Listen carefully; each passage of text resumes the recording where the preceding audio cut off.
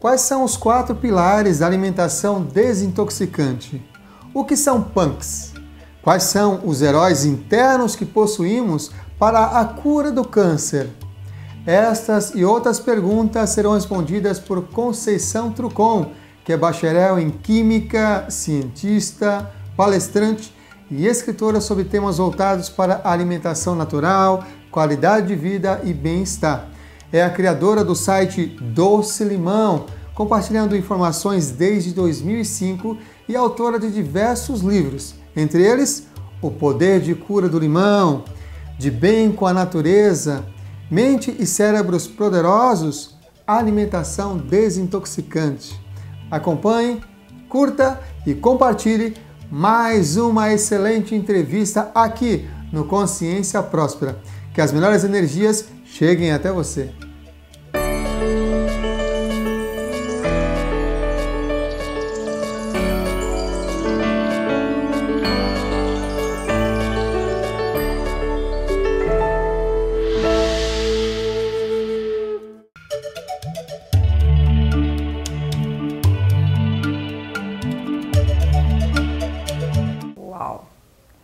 Essa pergunta ela tem 1000 formas de ser respondida. Na verdade, eu lembrei do Osho quando eu escutei essa sua pergunta, porque o Osho falava que o ideal seria que existissem tantas religiões quanto habitantes na Terra.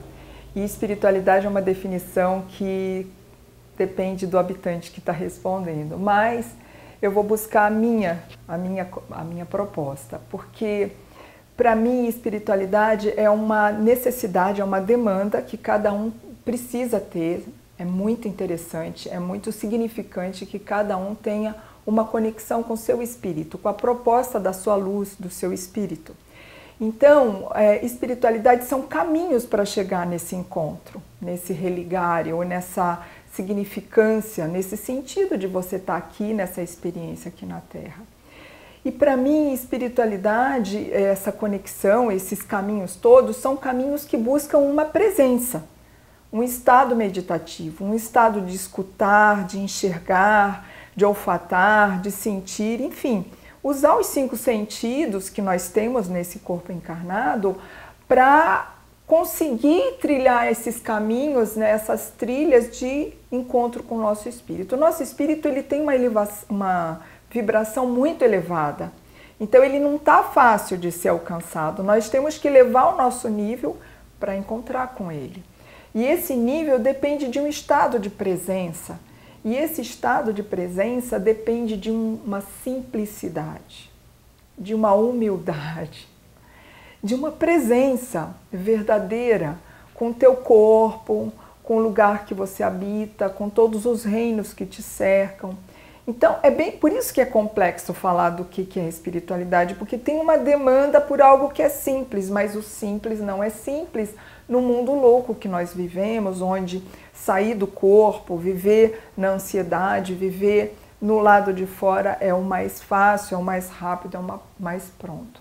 Então, a espiritualidade é um lugar muito sutil, é um lugar muito quietinho e de muita coragem, de muito comprometimento, de encontro com o seu espírito e saber o que ele tem como proposta para essa experiência que você está vivendo, evolutiva, consciencial, de transmutação de todas as suas crenças, seus paradigmas, suas histórias com família. Eu até estou vivendo muito isso, né, de romper com historinhas de karma familiar, romper com historinhas culturais, e tudo isso para que o meu espírito consiga realmente iluminar tudo que eu tenho como proposta, como intenção evolutiva e tudo mais. Eu acho que eu consegui responder, mas é um estado muito, muito seu, de muita presença, de muita verdade, mas muito simples se você der esse espaço para estar com você, sem depender de muita coisa, a não ser um lugar que você fique quietinho e presente.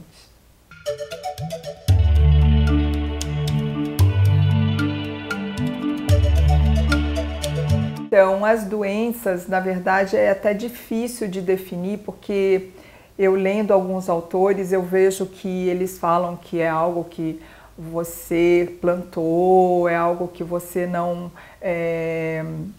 trabalhou, não evoluiu, não transmutou, não houve uma consciência, então aquilo vai sendo somatizado no corpo físico e o corpo físico vai trazendo para você essa informação concreta, né, de que a doença é um mestre e ela está precisando se materializar no corpo para você reconhecer que precisa mudar vários aspectos ou um ou mais aspectos. Mas o que mais me preocupa é quando uma criança nasce com dificuldades. Ela já vem no útero, já nasce recém-nascida com dificuldade.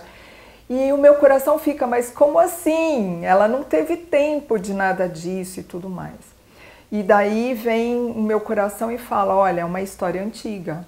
Ou então, essa criança veio, essa resposta é a que mais me aquieta e me faz feliz. Essa criança veio como se fosse uma flor, como se fosse um cristal para trazer a cura daquela família, daquela comunidade. Então não é exatamente a criança, a doença daquela criança que teve tempo de se manifestar, de somatizar num ser que está recém-chegando ou recém-encarnando. Mas muitas vezes é um anjo, é um arauto, é um ser de luz que vem para ajudar a curar aquela mãe, aquele pai, aquela família, aquela comunidade. Mas a doença é isso, ela é, antes de mais nada, um mestre. Ela vem com uma qualidade de luz X para que seja enxergada a proposta de ensinamento, de transformação, de transmutação que aquele ser ou que aquela família... Eu acho muito difícil ser só o ser, porque se eu fico doente, todos os meus amigos, todas as pessoas que estão à minha volta, que me amam, também vão passar por um desafio muito grande. Então eu acho que a doença é um mestre, o principal que precisa perceber essa maestria, essa demanda, é o dono daquele corpo, mas eu acho que ela é extremamente social.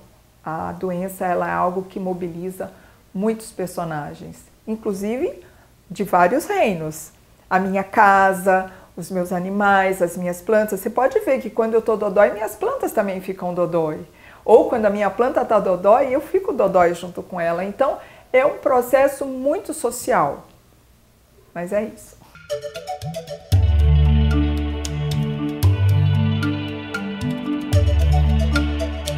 Então, conforme a questão que foi colocada logo no início da espiritualidade, para mim a meditação é um estado de presença. Existem muitas técnicas de meditação, algumas maravilhosas para mim, outras nem tanto, porque não tem muito a ver com a minha cultura, com o meu jeito de ser e tal. Por isso que é muito legal ter várias opções, você conseguir várias dessas técnicas e você usar conforme a sua demanda, o seu momento e tudo mais. Mas são técnicas, porque a meditação é um jeito de viver, é um estado de presença, onde você consegue perceber os sinais, perceber tudo que está à sua volta, entrar em compaixão, em demanda mesmo de transmutação, enfim.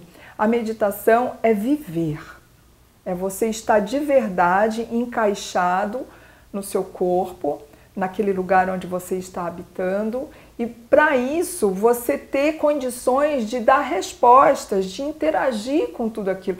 Eu não digo que a meditação é um estado de aceitação, não é isso. A meditação é um estado de presença e por essa presença você tem condições mais assertivas, mais adultas, mais maduras, mais potentes para lidar com aquilo que está acontecendo, porque a vida é cheia de desafio. É muito louco você achar que quando você casar, quando você tiver a casa A, quando você morar na cidade B, você vai ser feliz. Não, a vida é diariamente uma sucessão de desafios. E esses desafios vão ser transformadores, vão ser prósperos, vão te dar muito mais chance de ser feliz e de ser uma pessoa cada vez maior, mais expandida, se você estiver em estado meditativo. E nesse estado meditativo existe uma necessidade de viver. Meditação é vida. E para você estar aqui na Terra vivendo, você tem que respirar. Ou seja, nós podemos ficar muitos dias sem se alimentar, muitos dias, um pouco menos, sem tomar água, mas sem respirar é questão de minutos. Então a respiração é uma confirmação de vida. Uma pessoa que tem dificuldades respiratórias, no inconsciente tem alguma briga aí entre viver e não viver. Mas quando eu desejo muito viver, quando eu desejo muito essa simplicidade da presença, o respirar é uma ferramenta. E nós temos que estar o tempo todo prestando atenção em como eu estou respirando, quanto de ar eu estou colocando dentro de mim, quanto de vida eu estou colocando dentro de mim e que tipo de ar eu estou colocando dentro de mim, porque faz parte da meditação eu escolher qual ar eu quero respirar. Eu posso ficar dentro de um túnel, né, no engarrafamento, respirando um ar terrível, super tóxico. E eu posso também, quando eu vou na praia, por exemplo, eu sento dentro da ola, dentro da onda quase, porque eu não quero respirar a fritura do moço que faz pastel, eu não quero respirar o cigarro que está fumando do meu lado, na minha frente. Então, até onde podemos, nós temos e devemos escolher o ar que respiramos. E quando eu estou numa situação totalmente adversa, eu ando na minha bolsa, aonde eu vou, eu tenho óleos essenciais, porque eu vou respirar aquele olhinho essencial que eu tenho à mão.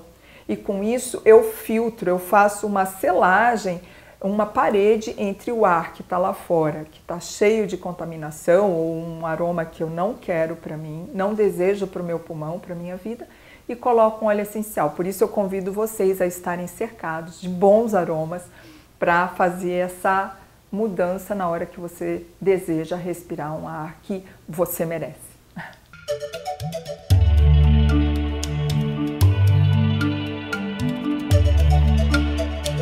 Então, eu quando fui para a Índia em 97, eu já sabia que a minha história com São Paulo, ela tinha um fim. Eu sou carioca, sempre morei em ilha, sempre morei perto do mar. É um elemento que me faz muito boa companhia, me faz muito feliz.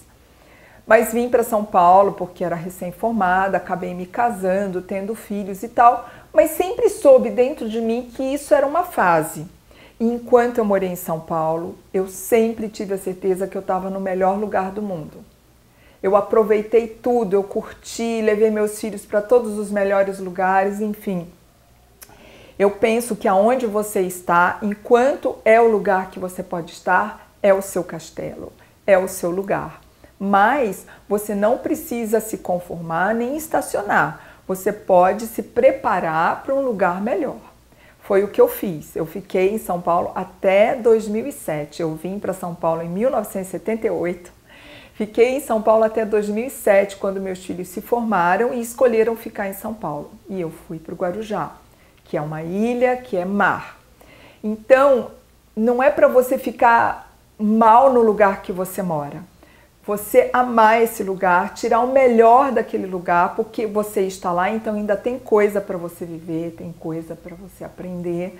Então, respeita isso, valoriza isso. Mas faz uma logística, faz um planejamento para o lugar que você deseja. Eu, para morar no Guarujá, eu visitei inúmeras cidades. Eu vou morar no campo, eu vou morar na serra, eu vou morar no interior. Então, eu visitei muitas cidades, até que eu encontrei a cidade que eu queria. Mas até eu ir para lá, levou um tempo. Então, nada é de repente, é uma varinha de condão, é uma mágica. Ai, Conceição, você tem sorte. Não. Eu acho que eu tenho uma capacidade muito grande de meditar e de dialogar com a vida, com as minhas demandas, com o que me faz feliz. E nesse espaço eu planejo, eu busco, eu atraio, eu magnetizo. Então, o melhor lugar para você, você sabe qual é, e se não sabe, medita, pensa e vai trabalhando nisso. Mas a partir do momento que você começa, mais dia menos dia, você vai para o lugar que você merece. O castelo melhor que você pode ter no lugar que você pode estar aqui na Terra.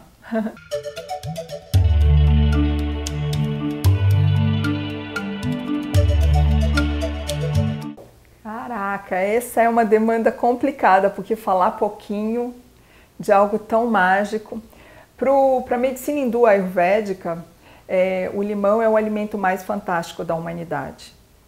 E é mesmo. Eu, como química, como cientista, e dedicada que sou a usar o alimento como ferramenta de transmutação, de iluminação, de meditação, o limão é um aliado.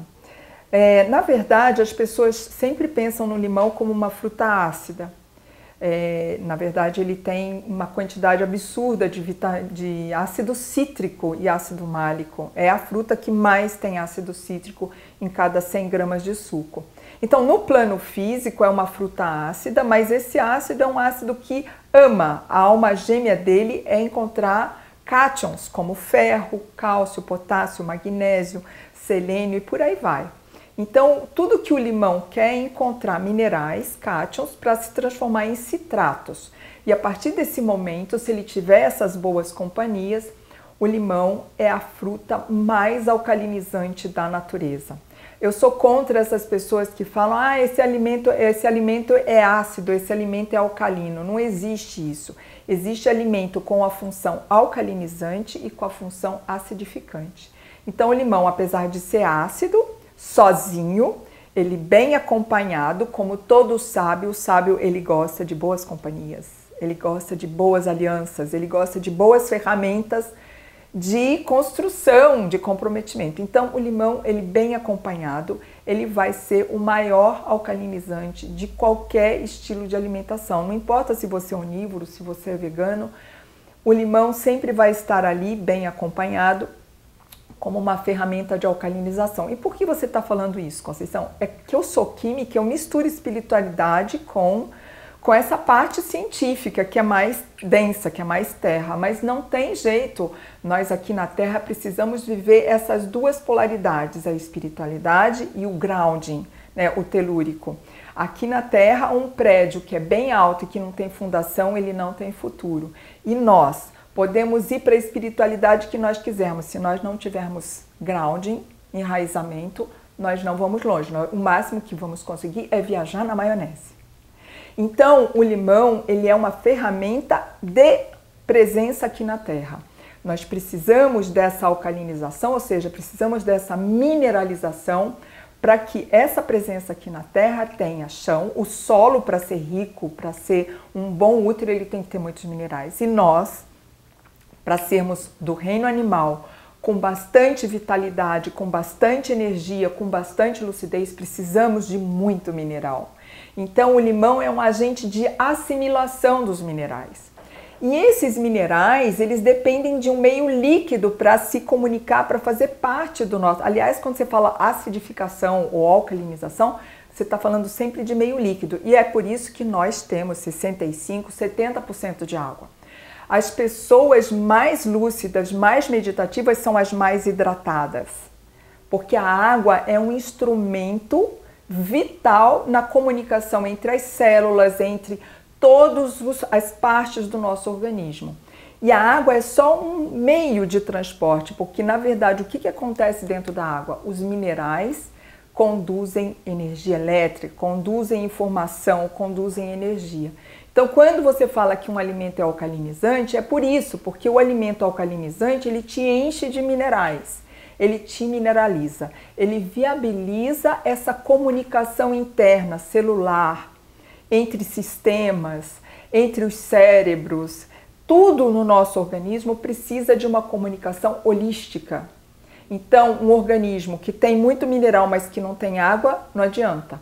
O mineral não tem como conduzir a sua potência de vibração, de energia e de eletricidade. Então, nós precisamos estar bem hidratados com uma água de qualidade, e a melhor água de qualidade é a que está nos alimentos do reino vegetal, que é uma água estruturada, é uma água coloidal. E esses mesmos vegetais estão ricos em minerais, desde que seja um vegetal de origem orgânica, que venha de um solo rico em minerais. Porque o vegetal ele não vai ser rico em mineral se o solo é pobre. Então, mais tarde, nós vamos falar um pouco mais sobre isso. Mas o limão é uma ferramenta poderosa, potente, de nos hidratar, nos mineralizar e, para fechar, ele é um agente digestivo. Toda vez que você olfata um limão, que você espreme o limão, sua boca enche de água. E isso é um sinal, né, metabólico de que teu organismo está se preparando para a digestão. Então o limão é um aliado da nossa digestão. Ah, é ácido, vai ácido. Não, o limão estimula a produção do ácido clorídrico, estimula a boa digestão e a boa assimilação de um alimento de boa qualidade. Então, quando eu falo que o limão tem poder de cura, na verdade eu não queria dizer isso. Isso é uma frase, é um título mais comercial. O que eu digo de verdade é que limão é saúde.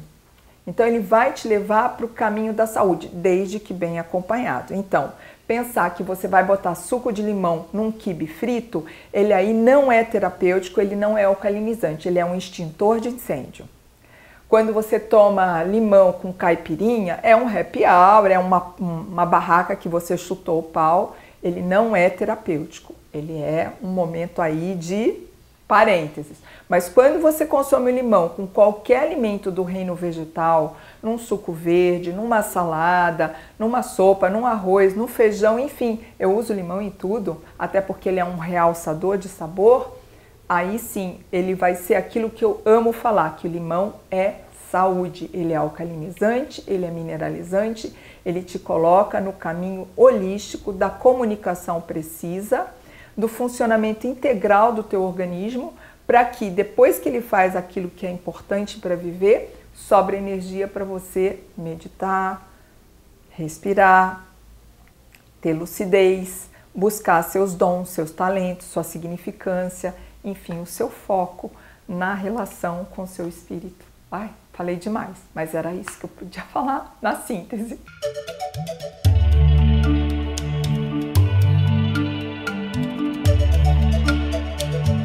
É um assunto denso e tudo indica que é muito difícil de convencer todas as pessoas pelo caminho do veganismo, pela misericórdia pelos animais, pelo abolicionismo, não usar os animais como para fazer testes de medicamentos ou para produzir leite por 5 anos e depois desencarnar, enfim. É um assunto que mobiliza muita gente, mas muitas pessoas nada ouço, nada vejo. E então, e quem entra nessa vibe quer que todo mundo concorde e fique, né, homogêneo nessa história. Mas faz parte da Terra, né? A terceira dimensão, ela tem como proposta você numa mesma rua ter um baby beef e uma loja orgânica, vegetariana, vegana. Fica muito difícil para quem tem essa consciência de que é desafiador estar aqui na terceira dimensão, porque existem essas polaridades, esses altos e baixos, esses yin e yangs, essa luz e o escuro. É muito difícil as pessoas entenderem que pode acontecer. Na verdade, eu nasci numa família comum que achava que eu tinha que comer carne, comer leite, comer queijo e tudo mais. Eu, na verdade, não queria, tanto que logo quando eu nasci eu já tive vários pitis com leite, quase morri, levei vela na mão. Mas é muito difícil, ainda mais há 60 anos atrás, você convencer alguém de que isso não é correto. Hoje eu conheço pessoas de nível superior que têm seus filhos e também acha difícil entender que vai fazer o seu filho crescer, se alimentar sem a presença do leite, dos danoninhos e chambinhos. Então, o que eu penso como educadora, como pessoa que estou aí trazendo, motivando as pessoas por um estilo de vida mais vivo, mais saudável e tudo mais, eu não desisto, eu estou sempre batendo na mesma tecla, mas eu penso que cada um está num galho, cada um está num estágio, e o importante é que a cada momento você eleve esse lugar onde você se encontra, aumente a sua luz, aumente a sua consciência. Isso para mim é mais importante do que radicalizar e dizer corta isso, nunca mais aquilo, porque isso não é real, isso não funciona. Não funciona comigo. Se alguém vem assim e bate de frente comigo que eu tenho que parar tal coisa, não é algo confortável, não é algo amoroso, não é algo que eu vou acolher de uma forma fácil. Isso com uma criança, com um adulto, não importa. Mas, com certeza, a proposta é mobilizar as pessoas para reconhecerem que os animais eles têm uma vida, eles são seres sencientes, eles pensam sim, eles sentem sim. Quem tem um animal de estimação sabe disso, que é muito educativo você ter um animal de estimação, como você se sensibiliza. Então, o que eu escrevi recentemente no meu livro Cadê o Leite que estava aqui, que é um livro de laticínios veganos, onde a pessoa que apresenta o livro é a Sônia T. Felipe, uma pessoa que eu admiro assim de paixão, é uma mãezona para mim, apesar de eu ser mais velha que ela, mas ela é uma abolicionista e ela é uma pessoa muito comprometida com tudo isso. Mas o que eu coloquei nesse livro, no Cadê o Leite, é que as pessoas precisam conhecer formas de consumir outro tipo de proteína que não animal. Primeiro passo, saber que existem muitas opções, é uma biodiversidade de sementes, de leguminosas e até de cereais que eu fermentando transformo em fonte de aminoácidos. Então, o primeiro passo é você saber que existe um mundo imenso. Em vez de um leite de vaca apenas, ou um iogurte de vaca, você ter inúmeras possibilidades de leite, de iogurte, de queijos e tudo mais. Então esse é um bom começo. E também ensinar as pessoas a irem para a horta, para o pomar, para as propriedades que produzem alimentos do reino vegetal e conversar com esse reino. E, ao mesmo tempo, ir em lugares onde tenham criação de animais e ver como que é que isso acontece. São realidades que você pode escolher conhecer para tomar decisões mais conscientes. O que eu posso te dizer, assim, de cadeira tranquila, é que quando as pessoas se aproximam do assunto de uma forma mais amorosa, procurando mesmo se colocar no lugar dos animais e tudo mais, a perspectiva desse tipo de alimentação muda um pouco. Então, sem querer fazer uma catequese nem nada, conheça livros, não só o meu, mas existem muitos livros, inclusive o da Sônia T. Felipe, que é o Galactolatria, o Mal de Leite. Conheçam mais sobre o assunto, reflitam mais, transpirem mais sobre isso e vá tomando suas decisões, vai mudando de galho, vai aumentando sua consciência, sua luz, inclusive a sua saúde e a sua digestão através desse movimento pessoal que vai com certeza passar para os outros por transpiração, por uma linguagem mais silenciosa, mais amorosa e não por uma catequese.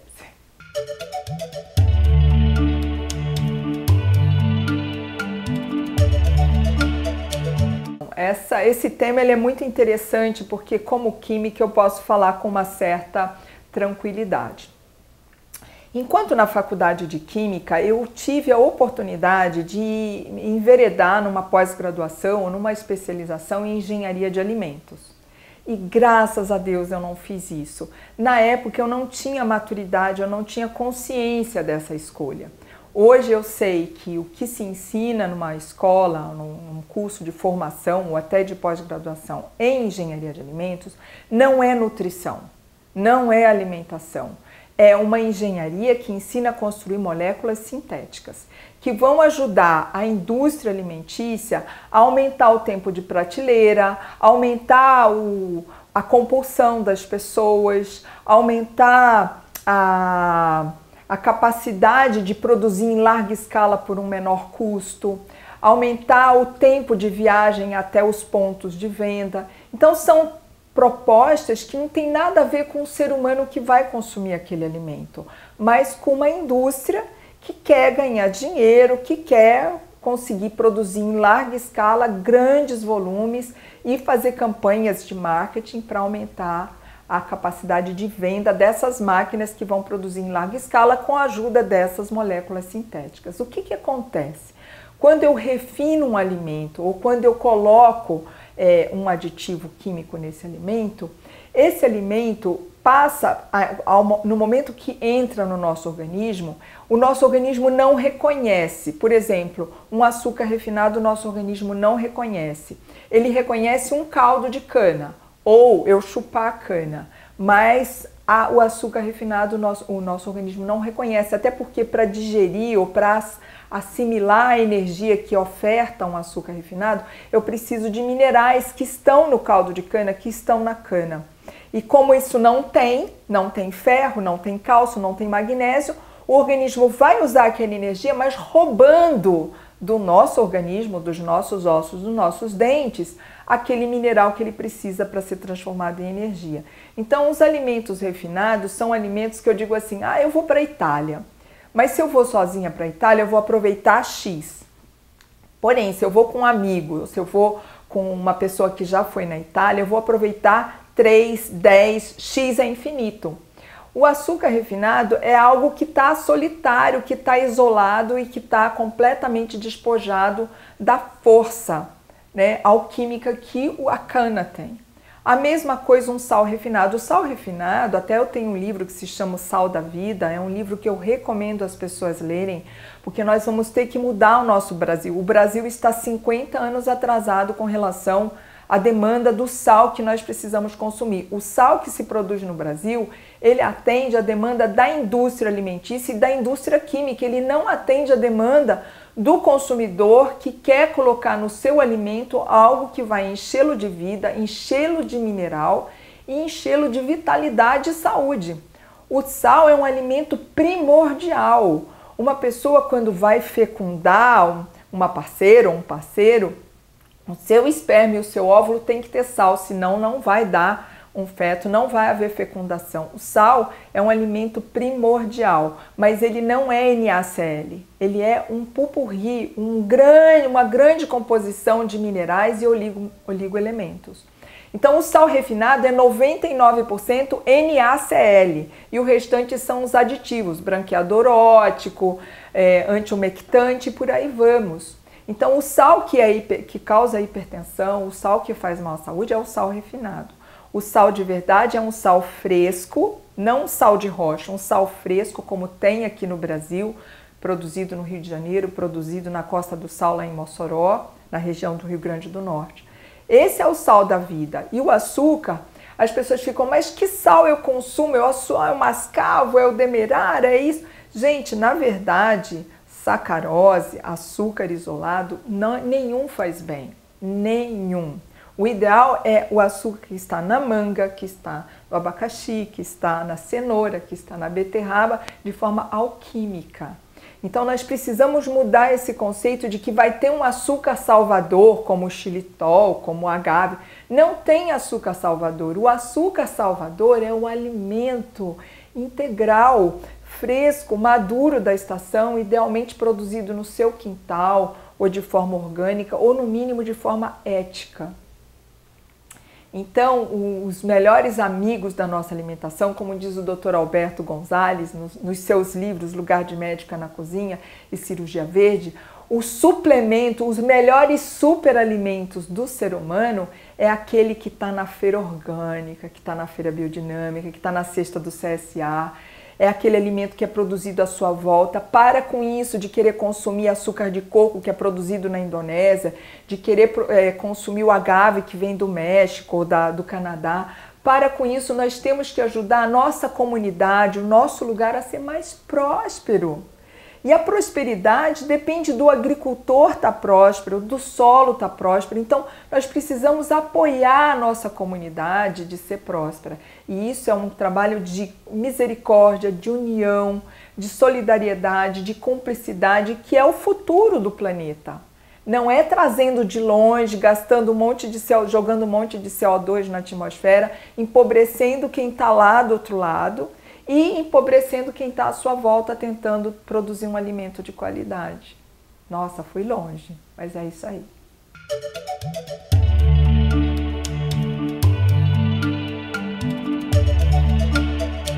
Na verdade, a alimentação desintoxicante é um estilo de vida. Não é uma dieta que você pratica por um tempo até conseguir alcançar determinado objetivo.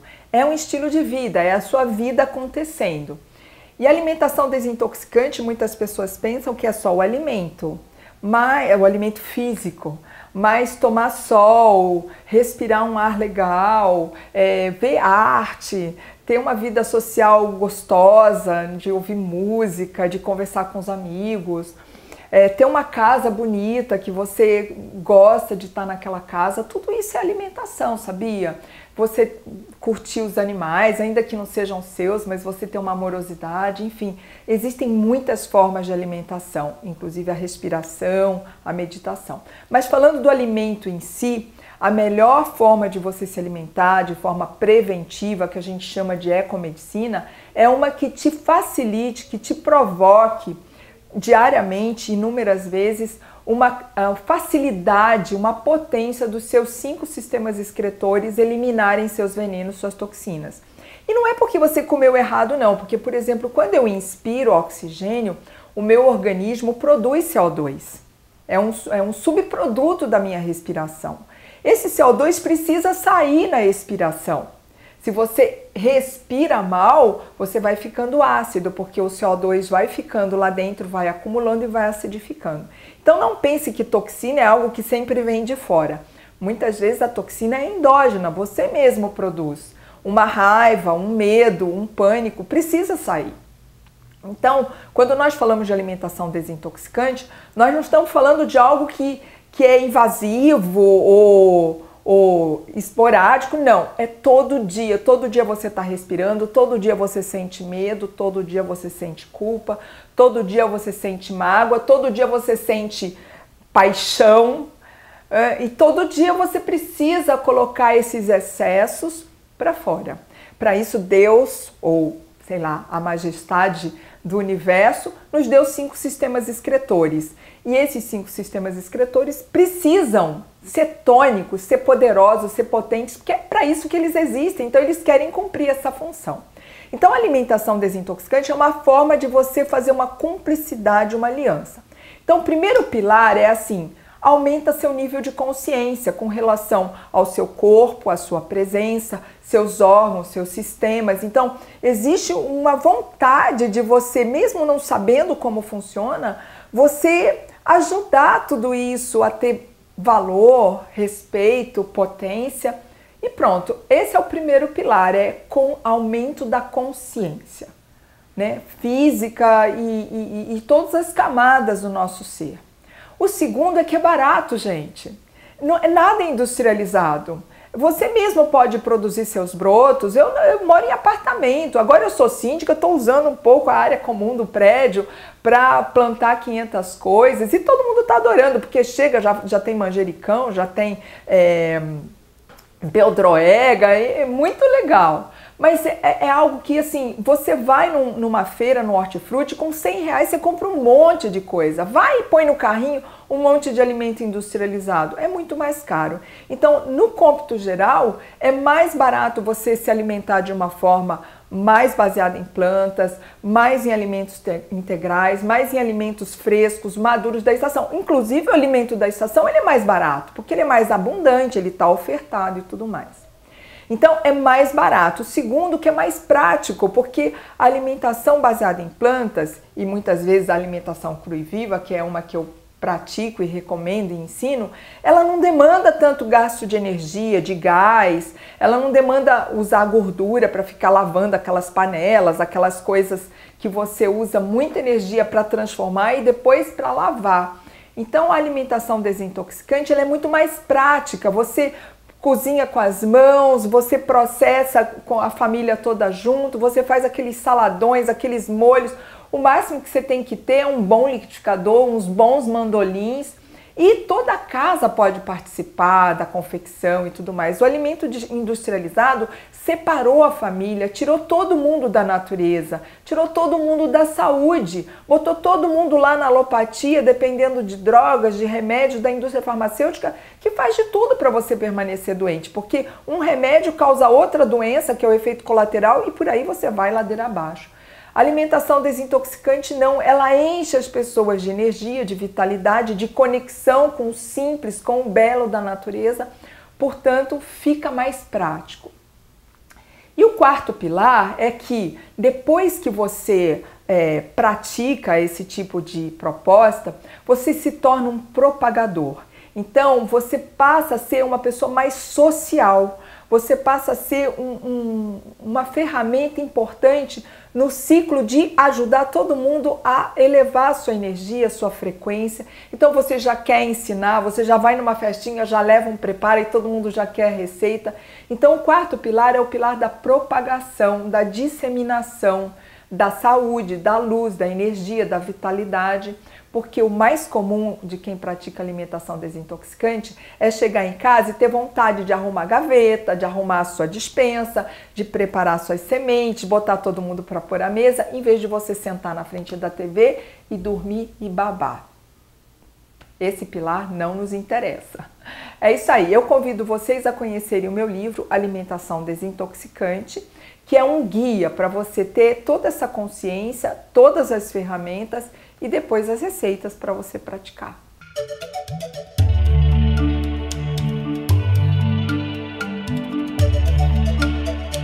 Então, na verdade, o câncer está dentro de todos nós o tempo todo. São células que estão ali prontinhas para serem mutantes e desencadear a proliferação e se transformar num tumor. E como tudo aqui na Terra é assim, nós temos o lado A, o lado B, o lado luz, o lado sombra, o tempo todo coexistindo. É só saber quem você está alimentando, quem que você dá mais espaço. Você dá mais espaço para a luz ou mais espaço para a sombra? Você dá mais espaço para o amor ou mais espaço para o medo? Você dá mais espaço para as células que estão ali mutantes, prontas para ser mutantes, se transformar num tumor, ou para as células que estão ali querendo oportunidade para te encher de vida? É mais ou menos isso. Então, existem muitas formas de você tomar essa decisão, mas existe uma forma que é o eixo. No tarô, nós temos um arcano que é a roda da fortuna, que eu acho muito interessante esse arcano, que as pessoas têm medo, mas eu considero que o que essa roda da fortuna está te ensinando é que você tem que se empoderar do eixo, porque é o eixo que tem o comando do movimento. Se você fica ali na borda, você não tem comando. Então, na minha concepção, uma alimentação desintoxicante, que é o que eu ensino no meu livro, em todos os meus livros, porque na verdade a alimentação desintoxicante é um eixo. Você pode tomar floral, você pode fazer dança circular, você pode fazer meditação, você pode fazer um monte de coisas, mas com propriedade é quando você está no eixo, quando você assume esse eixo. E esse eixo é vitalidade, é energia, é luz, é harmonia, é paz. Aí tudo isso vira a oportunidade do floral funcionar, da meditação dar certo e tudo mais. Então, o vilão para o câncer acontecer, a oportunidade para o câncer acontecer, são os alimentos. Então, em primeira instância, é uma alimentação que te dê mais essa mineralização, essa hidratação, essa condição dos seus 5 sistemas excretores eliminarem essas células mutantes, essas toxinas e tudo mais. Mas é lógico que no meio disso tudo, mesmo fazendo meu suco, mesmo comprando meus alimentos orgânicos da estação, eu senti medo, eu senti raiva, eu sou humana, eu senti desejo de matar alguém, enfim, são as nossas desarmonias, eu senti pânico e tudo isso você vai conseguir alimentar, deixar isso descarrilhar e te levar lá para a borda da roda da fortuna, ou isso você vai trabalhar, você vai transmutar? Bom, se você come muito açúcar, se você come muita fritura, a energia que você tem é para as células mutantes se multiplicarem, a raiva ganhar espaço, a impotência te dominar e você virar um ruminante. E com certeza você vai peidar, né? Você vai se coçar, você vai tossir, você vai se gripar, você vai ficar sem energia. Então é assim que começa. Você alimenta a sua raiva, você alimenta essas outras formas de manifestação, de oportunismo, de doença, de mágoa e tudo mais. Ou você fala, não, eu tô com muito medo, eu tô com muita raiva, mas nesse momento tudo que eu mais preciso é tomar um suco verde, ou comer uma pera, ou comer um caqui, me hidratar e depois eu vou sentar e vou respirar. Pronto! Essa é a forma de você desarmar esse gatilho, de você assumir esse eixo da roda da fortuna e falar, opa, eu quero dar a direção para essa raiva, eu quero dar a direção para esse medo, eu quero dar a direção para o meu sistema imune, se sentir como tendo um corpo e uma mente que é cúmplice desse sistema imune funcionar como ele sabe e pode e deve funcionar. Só que ele precisa ter uma cumplicidade. Então, é mais ou menos isso. Não sei se vocês entenderam, mas a dinâmica é um pouco ao contrário do que todo mundo fala. Não é só o alimento, é uma atitude que é todo dia. É um banho interno diário. A cada momento que surge a oportunidade de você crescer, use essa oportunidade. E não se entrega, porque é muito engraçado aqui na Terra, para você elevar, tem um esforço, tem coragem, é um orar e vigiar. Mas para você cair, gente, basta uma parada na esquina, na padaria e comer um sonho cheio de açúcar. Então aqui na Terra, o denso é muito mais rápido, é muito mais potente. E o sutil é muito mais lento. E nós temos toda uma cultura, nós temos toda uma sociedade que está na Matrix, né? Que está na frequência do denso. Então é muito fácil, eu até tenho um livro que eu gosto muito, que é O Cérebro do Buda, que é pela editora Laúde, a minha editora. Então é um médico, que é psiquiatra, e um neurologista. Eles dois são budistas e escreveram esse livro, bárbaro, leiam. Então eles falam assim, que na Terra é muito mais fácil você ser velcro do que ser teflon. Velcro engancha em tudo, se prende em tudo e quando você vê, você está lá no fundo do fosso abissal.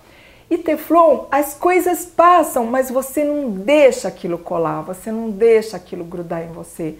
Por quê? Porque você é uma pessoa desintoxicada, mineralizada e não dá oportunidade para o velcro ganhar a sua paz. É isso aí.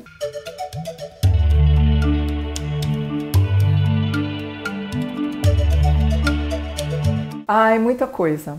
Mas o que mais me faz feliz é eu ter tempo de ler, de estudar. Adoro ler, adoro estudar. Eu sinto que assim, eu descobri desde criança, era intuitivo, mas conforme eu fui crescendo, eu fui percebendo que isso era uma tônica, era algo muito comum. Que eu adoro desafio, eu adoro desvendar mistério.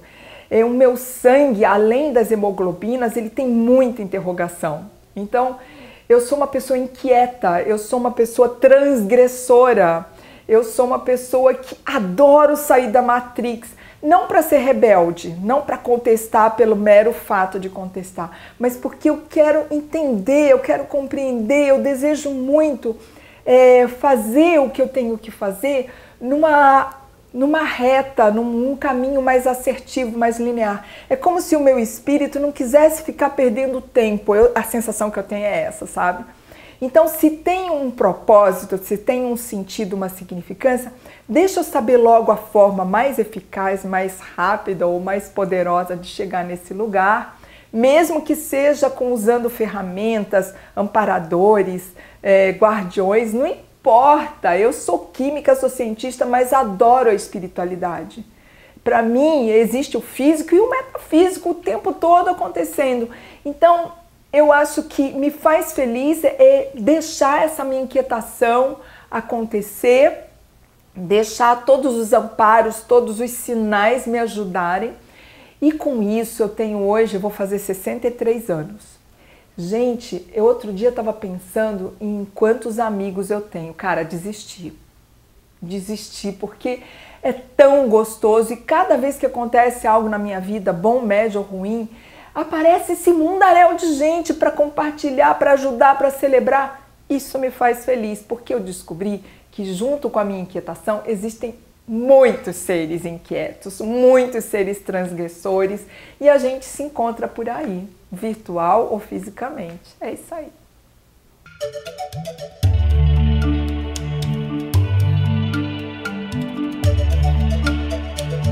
Então, existe todo um estudo muito bacana sobre os chakras, os principais, que são 7, cada um tem uma cor, que vai desde o mais denso até uma cor mais sutil.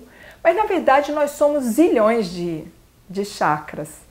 E até tem um curso meu, eu tenho um site, que é o docelimão.com.br, e lá dentro tem vários cursos online. Hoje estamos com 7 cursos, e um deles se chama 10% Humano, que é uma realidade que hoje já é incontestável. Depois que se desvendou o genoma humano, surgiu essa descoberta que nós somos, em números de células, 10% são células humanas, a mim pertencem, digamos, né, aos meus ossos, ao meu pâncreas, ao meu fígado e tal. Mas 90% são micro-organismos que coabitam o meu ser. E aí sai toda essa prepotência de que eu estou no poder, eu estou no comando, porque se a minha microbiota quiser tomar café, nossa, lê dancê, você vai ter que tomar café. Então, eu acho assim que nós temos muitos chakras e cada célula é um cosmo que tem toda uma forma de receber, de captar e de devolver energia para o universo. Mas eu gosto muito da cromoterapia, eu adoro, porque me faz feliz, eu adoro todas as cores. Então tem dia que eu falo assim, hoje eu vou comer vermelho, eu sinto que o vermelho vai me fazer feliz. Então, quando eu penso no vermelho, eu estou pensando no meu chakra mais básico, significa que eu estou precisando melhorar o meu sangue, que eu estou precisando melhorar o meu chakra básico e tudo mais. E aí eu entendi corpo, entendi chakra. Vocês estão precisando de ajuda? Eu concordo, vamos junto. Então eu acho que conhecer os chakras, esses centros de energia, como que eles funcionam, até medir, eu adoro medir com pêndulo, como que eles estão, se eles estão com a polaridade correta, se eles estão com uma potência de captação e de liberação.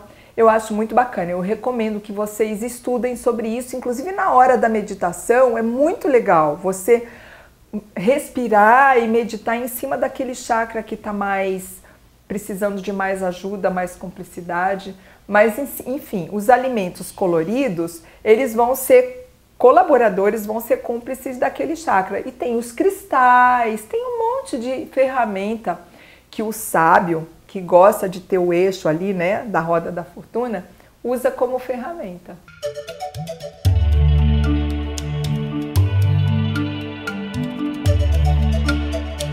Isso, esse é um assunto que não tem mais volta. O Valdeli Knupp começou há uns 10, 12 anos a falar desse acrônimo que é plantas alimentícias não convencionais ou planta alimentícia não convencional. Que existem muitos outros autores que falam de outra forma, mas eu acho que Punk tem sido muito feliz. Tão feliz que não tem volta. Hoje já é um assunto que está na boca da Globo, que está na boca dos gourmets, que está na boca do agricultor, que está na boca do consumidor. Não é algo que possamos mudar. E que bom! Então são plantas que nós culturalmente fomos nos desconectando. Hoje já se reconhece que com a agricultura convencional nós viramos povos no mundo inteiro que está ali viciado em 6, 7, no máximo 10 alimentos. Virou uma monotonia total. E a Punk, ela resgata a cultura daquela região, daquele bioma e dá valor para aquela planta. Então, no Cerrado você vai ouvir falar mais de pracaxi, de semente de baru e de cajuzinho anão e por aí vai. E as pessoas do Cerrado estão começando a reconhecer que isso é alimento, que é bacana e tudo mais. E nós brasileiros perdemos muito com a colonização portuguesa. Foi ótimo, tem um monte de aspectos positivos, mas eles trouxeram para cá o pacote da alimentação deles. Então, é couve, é salsa, é cebolinha. E cadê as nossas Punk, que é a beldroega, a erva de jabuti, o nosso alho verde, a nossa tansagem, a nossa tiririca e por aí vamos. Então, a alimentação não convencional ou planta não convencional, ela resgata culturalmente aquelas plantas que são ruderais, que estão ali, que a pessoa que cuida do jardim, que cuida da horta, arranca e joga fora. Nada disso. Nós precisamos reconhecer essas plantas e começar a usá-las no nosso suco, na nossa salada, na nossa sopa, nos nossos refogados. E, por exemplo, tem coisa que até sabemos, tem a rama da beterraba, que todo mundo joga fora. Não. Rama da beterraba, enquanto não é popular, não é consumida por todos, é uma planta não convencional. A rama da beterraba tem mais minerais do que a própria beterraba. Outra coisa que as pessoas jogam fora, as folhas da couve-flor. Que história é essa? Um país que tem tanta fome, que tem tanta subnutrição, você vai numa feira e tá lá caixas e caixas e caixas de folhas de brócolis, folhas de de couve-flor jogadas fora. Mas tem um monte de planta também que as pessoas realmente não reconhecem, como por exemplo dente de leão, beldroega e por aí vamos.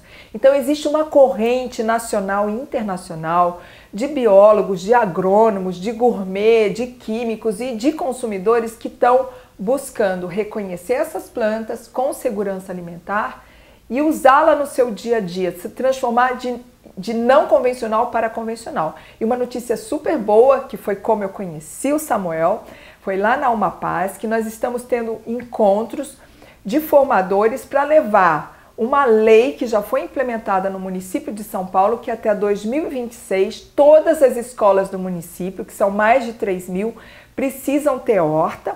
Essas hortas têm que ir além da alface, da rúcula e da salsinha e ter pelo menos metade da sua produção envolvida com as punk. E mais que isso, essas punk vão ser integradas à merenda escolar. Porque são plantas que têm muito mais fitos, são muito mais superalimentos e são muito mais socioeconômicas e socioculturais. Vem, punk! Vocês vieram para ficar? Graças a Deus e graças a nós, você que também está escutando, assistindo.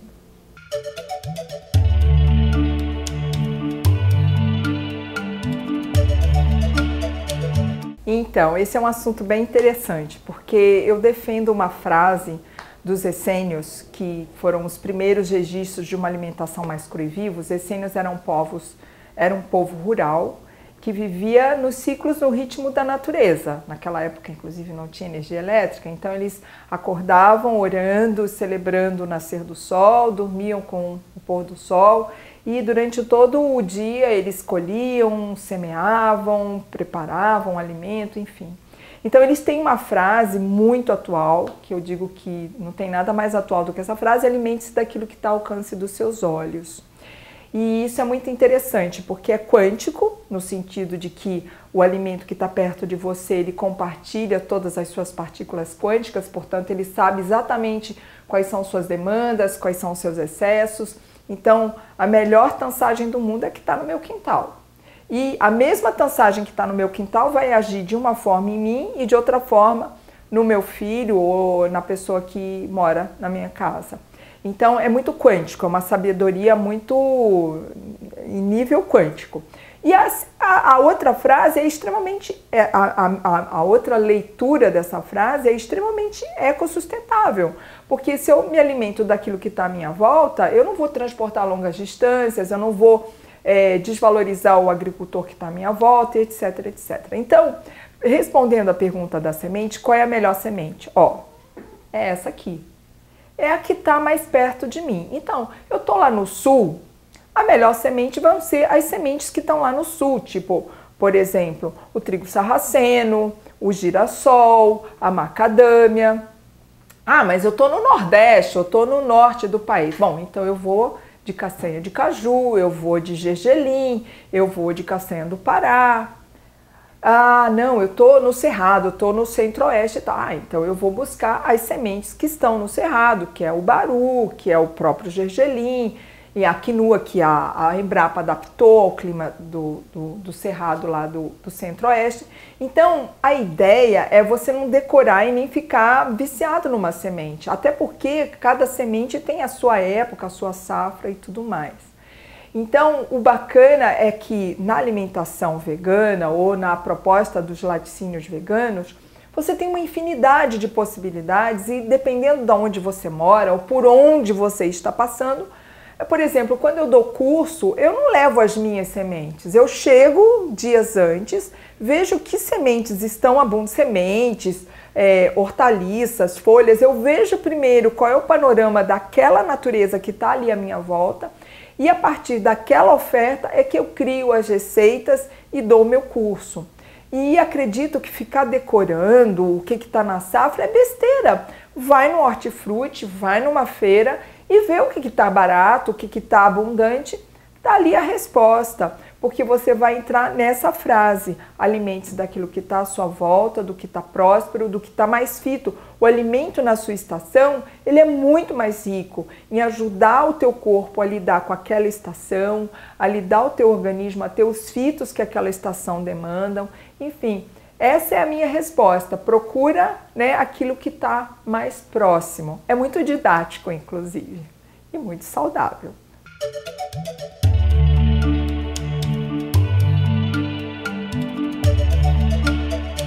Esse é um assunto difícil de falar, porque imagina, se eu escrevi os livros é porque eu sou apaixonada.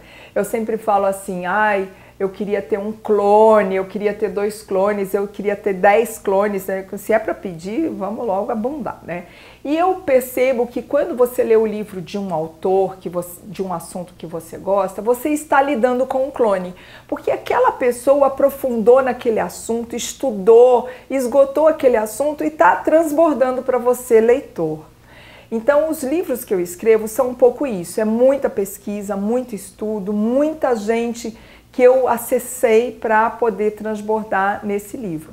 Mas o livro mais importante que eu tenho, vamos dizer, o eixo da roda da vida, é o Alimentação Desintoxicante, juntamente com De Bem com a Natureza, que é uma alimentação desintoxicante mais voltado para a alimentação das crianças e daquelas pessoas que querem realmente se envolver com a saúde e as pessoas do amanhã, que tem como projeto levar para o amanhã alguma notícia boa, alguma presença boa. Esses são os 2 livros. Tem um terceiro que eu escrevi no monastério, que é E Se Não Houver Alimento. É uma hipótese que já é real. Hoje em dia você quer consumir um alimento que não seja transgênico, que não seja contaminado por insumos, por agrotóxicos, e é muito difícil. Você tem que realmente ir atrás de pessoas comprometidas, bioéticas, CSA e tudo mais. Então, esse livro é bárbaro porque ele traz uma percepção do que é alimento físico, o que é alimento metafísico, o que é o poder da meditação, da oração, de um banho de sol, de um banho de água. Tudo isso são leituras muito sutis que vai te ajudar muito a viver uma experiência até de não precisar de tanto alimento. Mas tem o livro Cadê o Leite que estava aqui, que é um filhote amado, desejado, é uma teta grande da Mãe Natureza, onde você aproveita a abundância da natureza com todas as suas sementes, com toda a sua verdura, com todas as suas flores, e você transforma em leites, iogurtes, queijos firmes, queijos cremosos, bolo, pão, quiche. Assim, eu não sou uma culinarista, eu sou uma pessoa que usa o preparo dos alimentos como motivo para você saber mais sobre saúde, sobre a natureza, sobre sustentabilidade, sobre amorosidade, sobre generosidade. Mas, cara, você não consegue falar disso sem botar alguma coisa gostosinha na papila das pessoas, no olhar das pessoas. Então, Cadê o Leite é um livro muito cativante. Ele é um livro divertido, a capa já é bem, sabe? Muito louca, só vendo. Entra lá no Doce Limão para você ver a capa. E tem o Sal da Vida, que é um livro maravilhoso, porque ele está tentando, e vamos conseguir, ganhar os 50 anos de atraso que o nosso país tem. Na Europa, nos Estados Unidos, no Canadá, já se fala em sal integral há mais de 5 décadas, desde os anos 70. E nós, por um lobby dos poderes econômicos, políticos, enfim, ficamos ali presos, reféns de leis, de regulamentações que não protegem a saúde e o consumidor. Ele está mais focado na indústria química, na indústria alimentícia, que não tem nada a ver com saúde. São antíteses, né, da proposta da saúde, da qualidade de vida. Então vocês precisam conhecer tudo isso, não só para amparar o produtor brasileiro, o produtor do sal fresco, ideal para consumo humano, mas também para você saber o que comprar, dar valor ao que você tem e desativar completamente aquelas propostas que não tem nada a ver com a nossa saúde. Esse tem outros livros, são 10 livros já publicados, mas esses são os mais marcantes. Tem o Poder de Cura do Limão, que nós falamos, o Poder de Cura da Linhaça, e tem o Mente e Cérebro Poderosos, que fala dessas interrogações que circulam no meu ser. Então não é um livro autobiográfico, mas é como se fosse. Qual é o caminho que eu fiz para entender os mistérios da nossa encarnação? Se chama Mente e Cérebro Poderosos. Seria isso. www.docelimão.com.br é um site com mais de 3.000 páginas, é um livro vivo que eu convido vocês para estarem navegando.